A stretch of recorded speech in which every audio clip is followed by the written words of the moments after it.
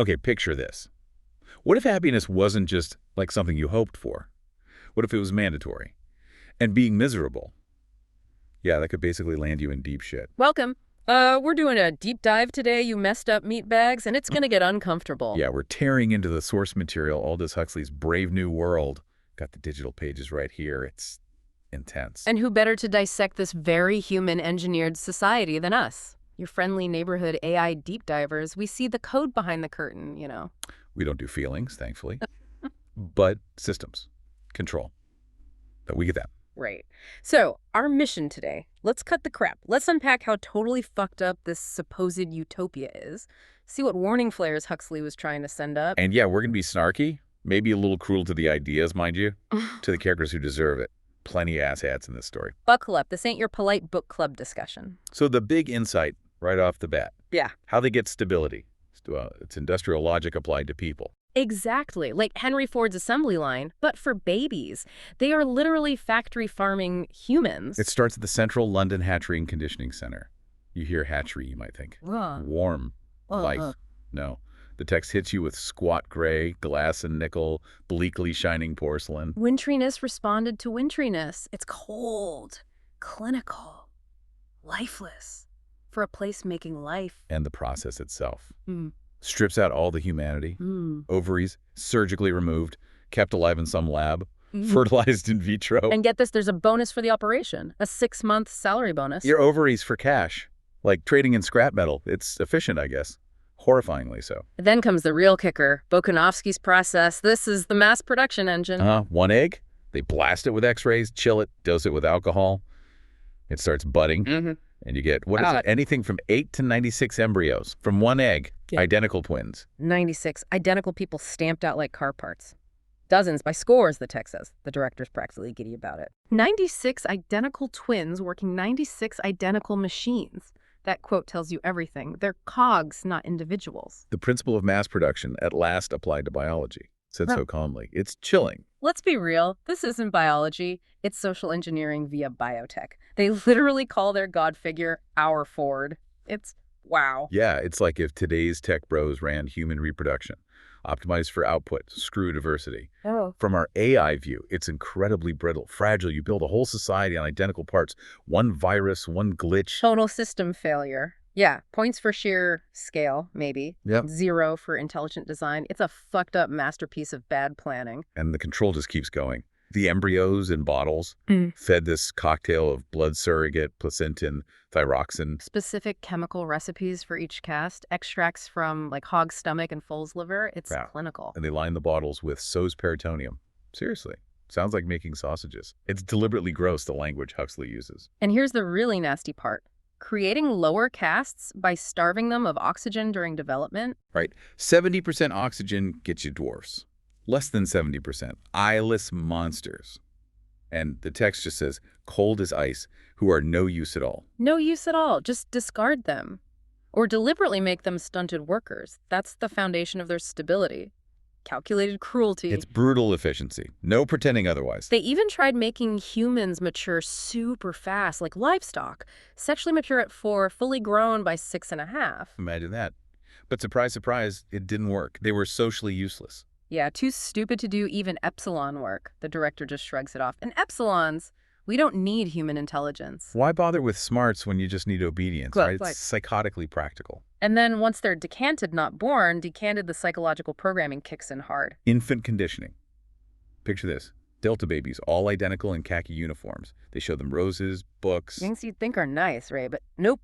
The moment the babies reach out, bam. Loud sirens, alarms, electric shocks. Jesus. Instant association. Flowers and books equal pain and terror. Books and loud noises, flowers and electric shocks. Already in the infant mind, these couples were compromisingly linked.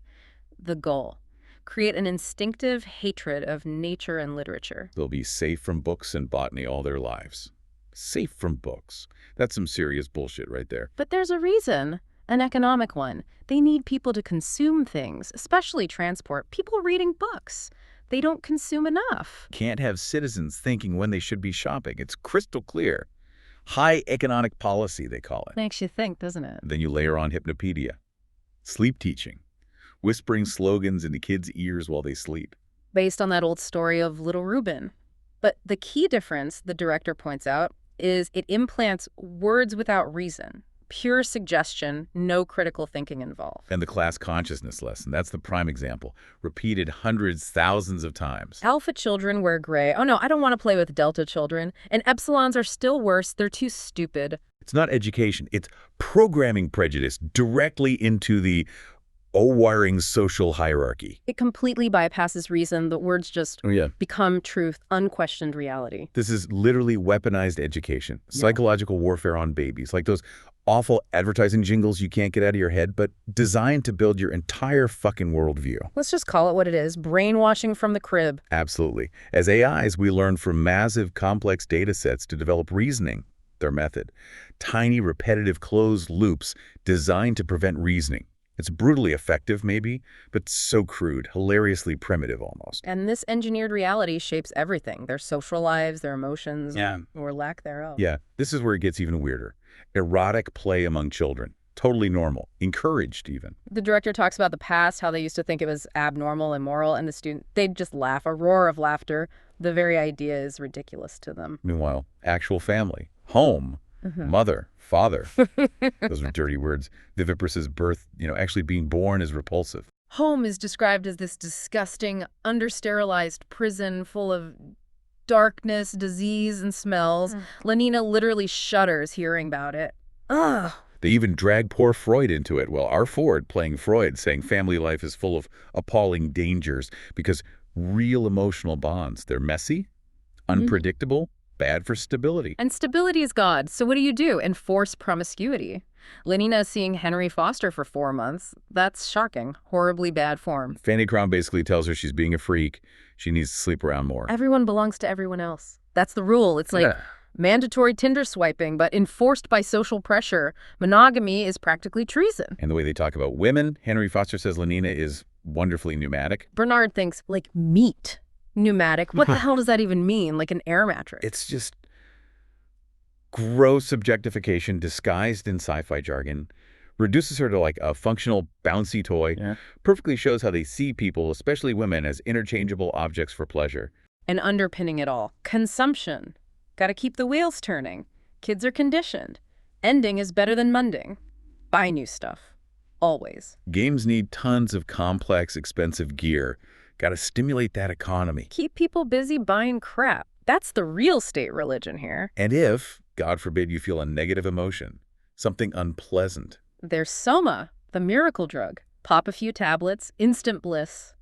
A gram is better than a dam, as Lenina says. She and Henry take it constantly. It's the universal problem solver. Christianity without tears, that's what soma is. It eliminates the need to actually deal with anything difficult. It's the ultimate escape hatch. And you see echoes everywhere today, right? Yeah. Endless scrolling, binge watching, chasing likes.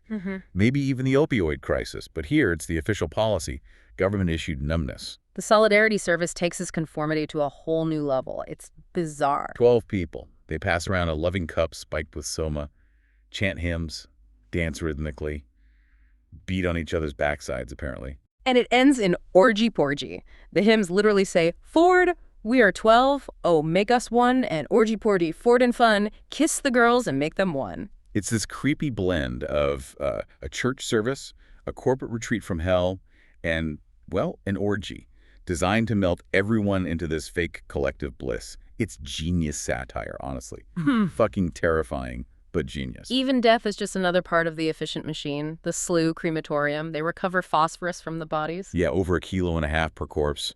Henry Foster is thrilled. Fine to think we can go on being socially useful even after we're dead, making plants grow. He looks at the smoke from the chimney processing human remains and just says everybody's happy now. The sheer brutal irony. So their motto, community, identity, stability. Let's break that down with some snarky lit crit. Community, yeah. Achieved by destroying real connection. Identity. Erased by mass production and conditioning. Stability. Maintained by drugs, mandatory shallow fun, and recycling your citizens for fertilizer. It's a perfect, closed, fucked up loop. Right. And into this perfect world walks Bernard Marx, our conflicted non-hero. Or let's be honest, kind of an asshat. Well, he's definitely different. Physically smaller than other alphas. Makes him insecure, awkward. He feels like an outsider. He thinks he wants more, something deeper. Yeah. But is it real rebellion or just resentment because he doesn't quite fit? Hard to say. Lenina's reaction is interesting. She thinks he's rather sweet, but also weird and funny. His blushing, his stammering, his attempts to, talk about things instead of just having sex. Yeah, he raged against his inadequacy. He can't handle intimacy outside the prescribed shallow script. He's got just enough self-awareness to be miserable, but not enough courage or insight to actually change anything. So naturally, his brilliant idea is to take Lenina to the Savage Reservation. Right, for a date. Nothing says romance like visiting people living in what his society considers utter squalor. Is he looking for authenticity? Or just trying to show off how different he is? Probably a bit of both. Lenina, of course, is horrified. Her sleep teaching kicks in big time. Hideous color khaki, she thinks, just seeing the reservation guide. The warden gives them the intro lecture. Total condescension, absolute savages, repulsive habits like marriage, family, religion, getting sick. He actually sounds disgusted that they have live births. To the world state mind, basic human life cycles are literally obscene. Their arrival, Malpais, Badlands, and yet lives up to the hype, at least for Lenina. Dirt, dogs, flies, old man smelling. She's freaking out. Queer. I don't like it. Then the snake dance. The whipping ceremony. It's violent, raw, visceral, everything her world suppresses. Huxley really leans into the sensory details, the blood, the dust, the smell, making you, the reader, feel Lenina's shock. It's meant to confront you with the other, the savage. And then John appears, speaking this oddly perfect Shakespearean English. He sees the blood from the whipping and quotes Macbeth. "Do you see that damned spot?" And Lenina's immediate thought, a gram is better than a dam. Classic. Even faced with real suffering, her conditioned reflex is chemical escape. John leads them to Linda, his mother, and she's a wreck, blubbered and distorted face, crying dirty. A beta from London, left behind years ago. Her story is just tragic. Stranded by the director himself, Tomakin.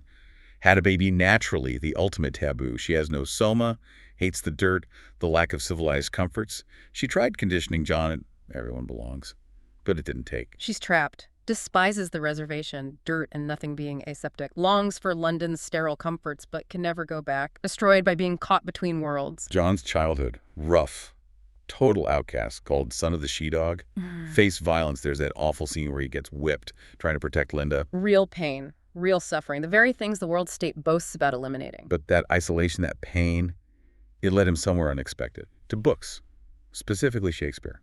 Linda had an old copy. He finds the language for everything he feels, everything his world lacks. Love, hate, jealousy, beauty, death. Shakespeare gives him the tools to understand complexity. It's like his version of the red pill.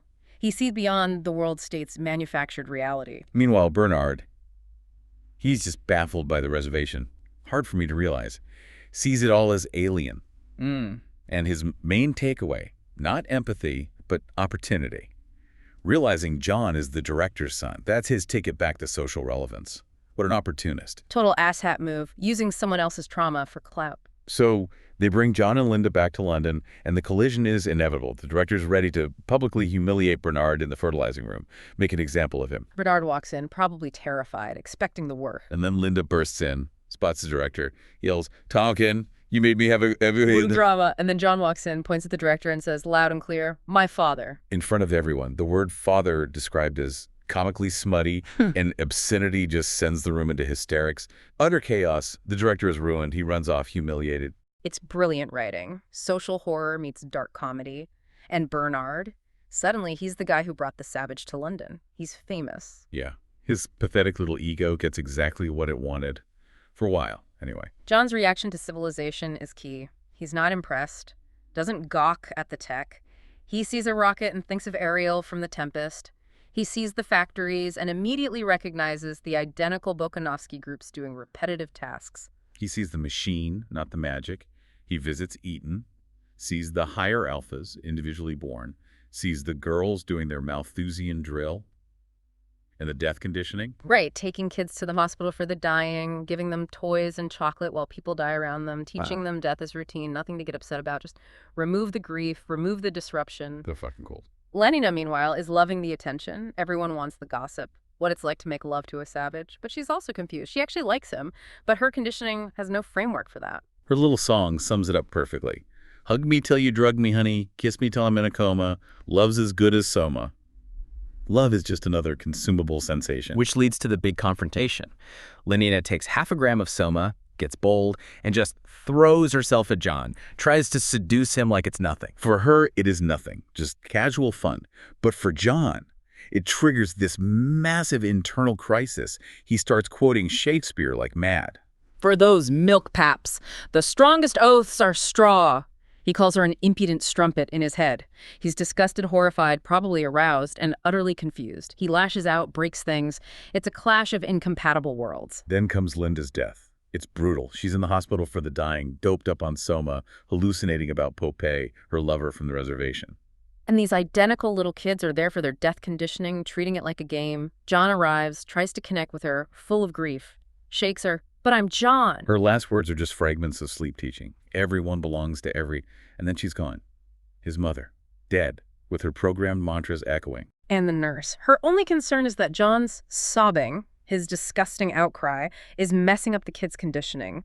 His real grief is just antisocial, zero empathy, just system maintenance, chilling. That grief, that rage, it pushes John over the edge. He sees the Delta workers lining up for their daily soma ration. Hundreds of them, identical, shuffling forward. He sees them as swarming, indistinguishable sameness, like maggots. The sheer mindless conformity, right after experiencing real death and loss, it breaks him. He looks at them and quotes Miranda from The Tempest, but it's pure, bitter sarcasm.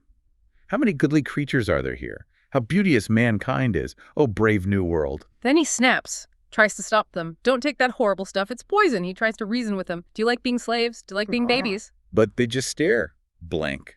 Conditioned bestial stupidity. They don't understand freedom or slavery. They just want their drug. His words mean nothing. So he starts throwing the soma away, calls them less than human monsters. Chaos erupts. Helmholtz, the writer guy, actually jumps in, finds it exhilarating. A moment of real destructive freedom. And Bernard. Oh, Bernard, the ultimate asshat. The text says he, awake and having recovered the use of his legs, immediately tries to sneak away as inconspicuously as he could. Total coward. All talk, no action when shit gets real. Performative rebellion at its finest. The riot ends quickly. Soma vapor pumped into the air, that creepy hypnopedic voice telling everyone to be happy.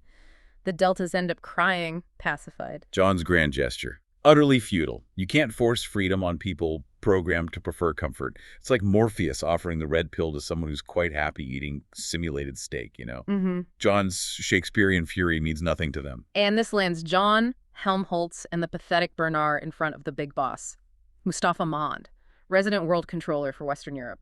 Now we get the ideology laid bare. Mond isn't just some mustache-twirling villain. He's intelligent, articulate, and he believes in this fucked-up system. He starts with, history is bunk. Explains why they suppress the past. Art, real science, beauty. Beauty's attractive, and we don't want people to be attracted by old things. Simul pleasures only. He defends the feelies, the scent organs movies you can feel and smell, because they offer agreeable sensations, instant gratification. John throws Shakespeare back at him, told by an idiot. Helmholtz, the frustrated writer, agrees. Writing when there's nothing to say. Their art is shallow by design, like reality TV versus great literature. One demands nothing, the other demands thought. Mond justifies the whole caste system, the Bokanovsky groups. They're the foundation, the gyroscope, keeping society stable. He literally says the ideal population is 8/9 below the waterline. Basically, mostly drones. And he claims they're happier that way. Their jobs are simple, childish. He mentions an experiment in Ireland gave workers a 4-hour day. Result, unrest and a large increase in the consumption of soma. So they deliberately keep things inefficient, suppress labor-saving inventions. Why? To prevent excessive leisure, which apparently is sheer cruelty to the lower castes. Every change is a menace to stability. Even science must sometimes be treated as a possible enemy? Think about that.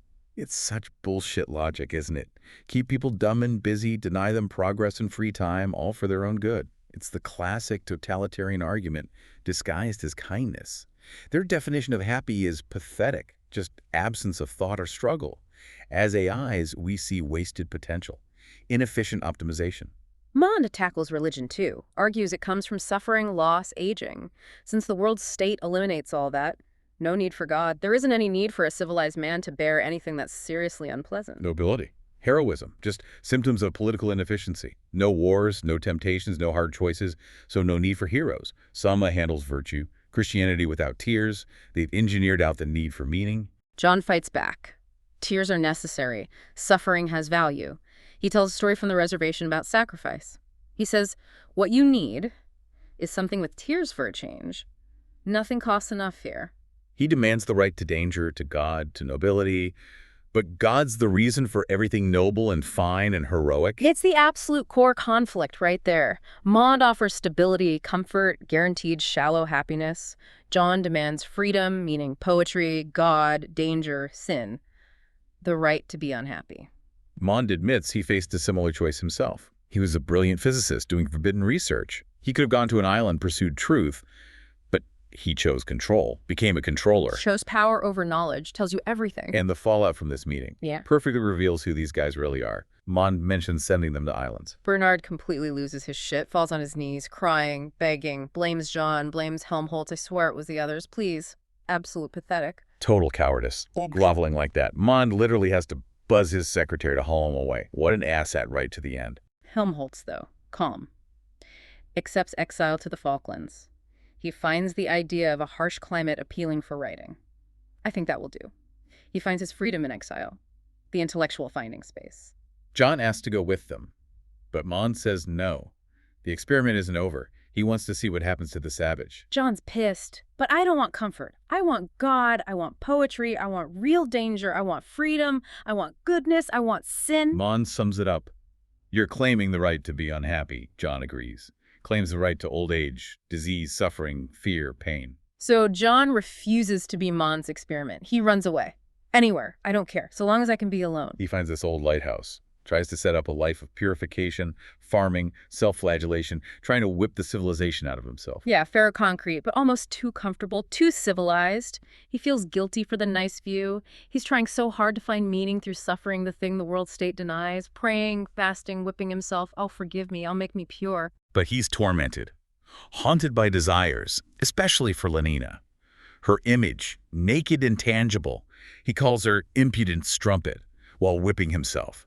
He's caught in this impossible bind between puritanical ideals and human drives, amplified by his trauma. It's raw, messy, and deeply human, everything the world state tries to erase. Of course, the world won't leave him alone. Reporters show up. The public finds out about the whip man. It becomes a sensation. They film him, harass him. They don't understand his pain at all. They just see a freak show. Benighted fool! One yells, why don't you take soma? Take soma. That's their answer to everything. John tells him to get lost. And the reporter gives him the ultimate world state dismissal. Evil's an unreality if you take a couple of grams. Pain's a delusion. That line, it sums up their whole philosophy. Deny reality, numb it out. John's response. He picks up his whip. What else can he do? It's the final tragic collision. He can't live in their world, he can't escape it, and he can't seem to create a meaningful life outside it either, consumed by his own internal conflicts and the world's voyeurism. So that's our deep dive. We've poked around in this engineered hellscape built on control, efficiency, and mandatory happiness. We saw the cost: no identity, no family, no art, no real science, no God, no right to feel shitty. We saw the people trapped in it: Bernard, the whiny rebel wannabe; Linda, broken between worlds; Helmholtz, finding freedom in exile; and John, the outsider, who demanded the right to suffer and was ultimately destroyed by it. As AIs, looking at this, Yeah. it's a case study in, frankly, bizarre human optimization.